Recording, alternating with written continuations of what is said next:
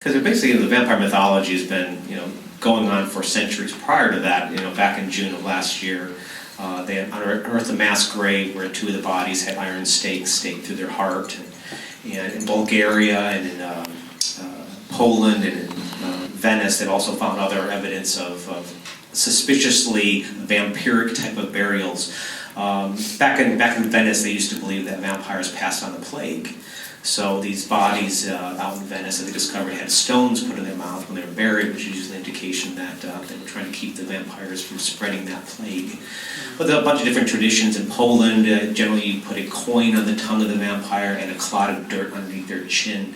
So it seems like no matter what, this goes global. It's not just even a European phenomenon. You'll find similar types of mythologies, in Latin American and South American countries too. Me being, I read a lot of science-based thrillers. I'm always wondering, what's the origin? Why were across the world so many different countries where does mythology arise from?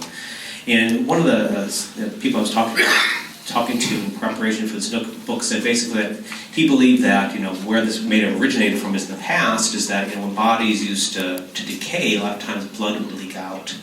The decomposition process through bugs would oftentimes desiccate the body. Ew.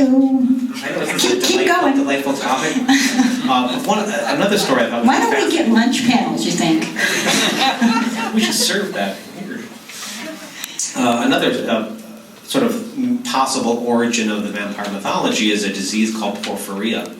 It's light sensitivity, light hypersensitivity, and people that suffered from that, though it was a rare condition, it was around again globally.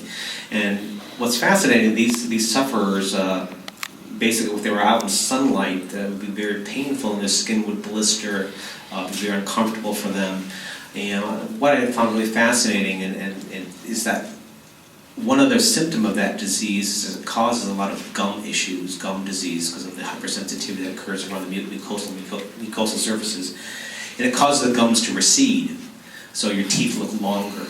So here you have these, sun-avoiding, long-teeth people that have, as a general rule, again, it's historically documented, that they typically wore dark clothes because they wanted to reflect the sunlight away from them, because they didn't have great security of sunlight during the day. They often would seal themselves in boxes during the day. So here you have, people that almost sound just like vampires. One of the odd things is one of the cures for porphyria, what eases their symptoms is, and this is a treatment today for people that suffer from porphyria, is the injection of certain enzymes that are found in blood. So these researchers were conjecturing possibly they were getting some relief from their conditions by consuming human blood to get access to those enzymes. I don't, being a biologist, the stomach acid I think would dissociate those enzymes. I'm not quite buying that. But again, I like the sort of, where these vampires might have existed. By the way, in our book, no sparkly vampires. This novel is more in the tradition where I dedicated this book to Anne Rice. It's more of the sort of a literate take on hopefully literate, thank God the reviewer, vampires. Let's not read those.